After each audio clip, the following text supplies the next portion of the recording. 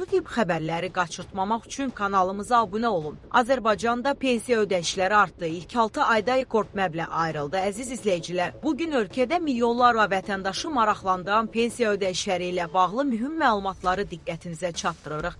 2026-cı ilin ilk 6 ay ərzində Azərbaycanda pensiya təminatının maliyyələşdirilməsi üçün ayrılan vəsait ötən ilin eyni dövrü ilə müqayisədə əhəmiyyətli dərəcədə artıb. Əmək və Əhalinin Sosial Müdafiəsi Nazirliyinin tabeliyində fəaliyyət göstərən Dövlət Sosial Müdafiə Fondunun açıqladığı rəsmi məlumata görə cari ilin yanvar-iyun aylarında pensiya ödəyişlərinə ümumilikdə 3 milyard 916 milyon manat vəsait yönəldilib. Bu göstərici ötən ilin müvafiq dövrü ilə müqayisədə 10%, yəni 368 milyon manat çoxdur. Bu artım pensiya sisteminin maliyyə dayanıqlığının gücləndirilməsi və pensiyaçıların sosial təminatının daha da yaxşılaşdırılması istiqamətində görülən işlərin nəticəsi kimi qiymətləndirilir. Qeyd edək ki, 2026-cı ilin əvvəlindən ölkədə bütün əmək pensiyaları qanunvericiliyə uyğun olaraq 9,3% indeksləşdirilərək artırılıb. İndeksləşdirmə prosesi pensiyaların inflyasiya və iqtisadi göstəricilər nəzərə alınmaqla yenilənməsini təmin edir və pensiyaçıların alıcılıq qabiliyyətinin qorunmasına xidmət edir. Rəsmi statistikaya əsasən 1 iyul tarixinə Azərbaycanda orta aylıq pensiyanın məbləği 594 manata çatıb. Rəsmi statistikaya əsasən 1 iyul tarixinə Azərbaycanda orta aylıq pensiyanın məbləği 594 manata çatıb.